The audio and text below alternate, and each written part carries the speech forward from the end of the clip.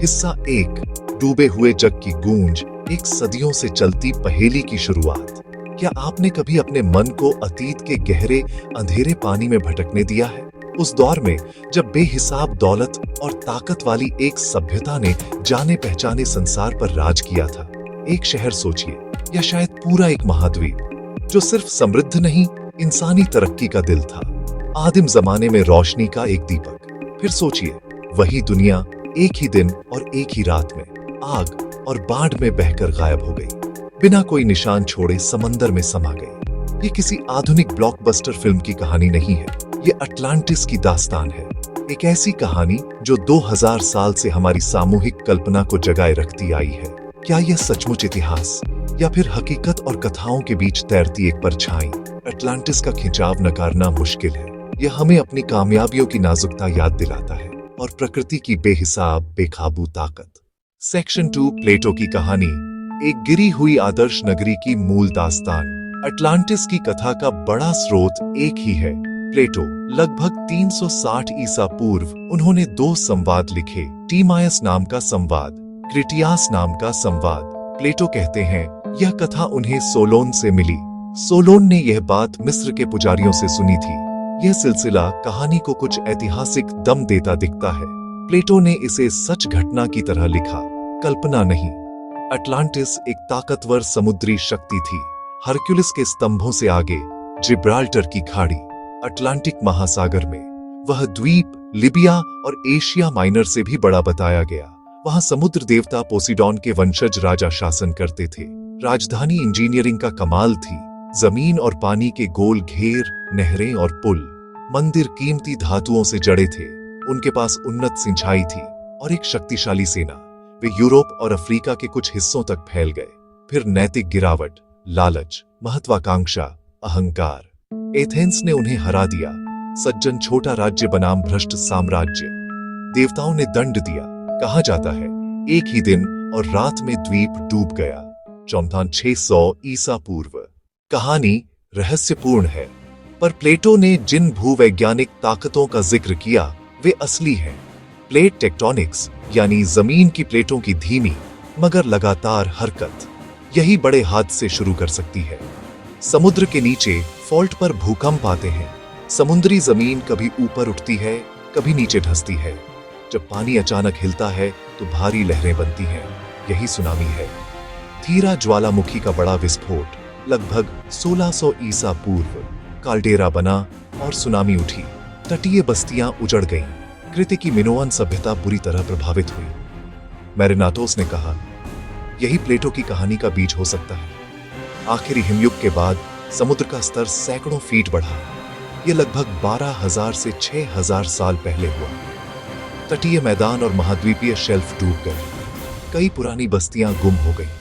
द्रवीकरण होता है, भीगी मिट्टी तरल जैसी बन जाती है, इमारतें धंस जाती हैं, पूरा शहर भी डूब सकता है। ज्वालामुखी फट सकता है, भूकंप आ सकता है, फिर सुनामी।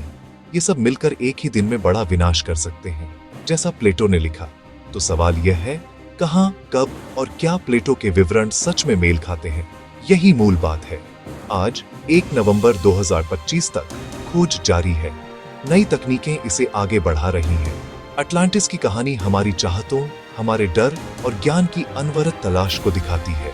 समुद्र के नीचे हर नई अनोखी चीज, क्यूबा हो या जापान, उम्मीद जगाती है। पहले हम मूल कहानी में उतरेंगे, फिर सबूत, सिद्धांत और यकीन की उथल पुथल में तैरेंगे। तैयार?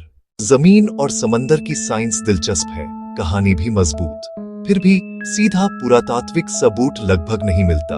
आर्कियोलॉजी में एक नियम है, बड़ी बात कहो तो बड़ा सबूत दिखाओ। अगर इतनी आगे बढ़ी और बड़ी सभ्यता थी तो उसके ठोस निशान, इमारतें, औजार, लिखत कहीं तो मिलते। 100 साल से भी ज्यादा खोज के बाद भी अब तक एक भी पक्का अटलांटियन आर्टिफैक्ट, लिखत या खंडहर साबित नहीं हुआ।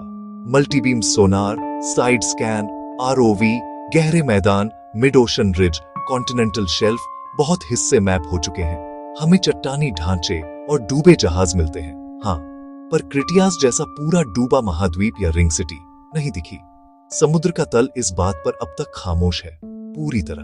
तो सवाल उठता है, हम जगह गलत चुन रहे हैं या फिर वह जगह कभी थी ही नहीं। कई विशेषज्ञ कहते हैं प्लेटो दार्शनिक थे, इतिहासकार नहीं। यह एक विचार प्रयोग था, इसलिए सबूत लाने की जिम्मेदारी दावे करने वालों पर है।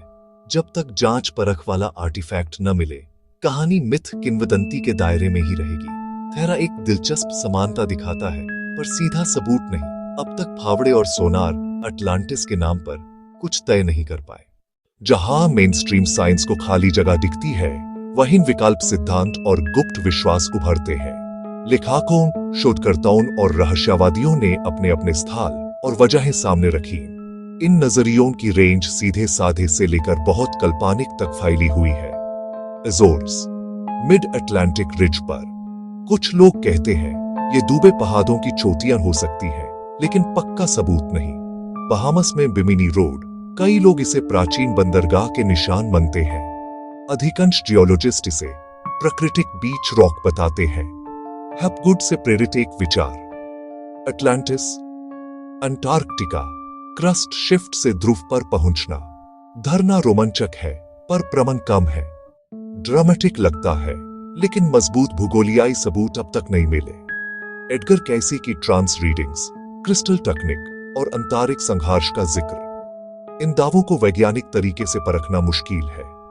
मानने वालों के लिए यह एक झलकी है, वैज्ञानिकों के लिए यह परख न सकने वाला दावा है, इसलिए इतिहास से बाहर रहता है। फिर भी इन कहानियों ने आज की लोकप्रिय तस्वीर को गहरा प्रभावित किया है। अनोमलीज ध्यान खींचती है, पर सच के मापदंड वही रहते हैं। इसलिए कल्पना का स्वागत करो, पर प्रमाण की मांग बरकरार रखो। तभी कोई दावा कहानी से इतिहास बनता है। अटलांटिस की दास्तान हमें एक सीधा सवाल देती है, कहानी बनाम ठोस इतिहास। क्या यादें और किस्से सच हैं, या सिर्फ सीख देने वाले रूपक? मिथक और किंवदंतियां हमारी कीमतें पहुंचाने, दुनिया समझाने और खतरों से आगाह करने के तरीके रहे हैं। वीरता, अहंकार और विनाश, ऐसे थीम इतने ताकतवर हैं कि सदियों बाद भी गूंज जैसे लगते हैं।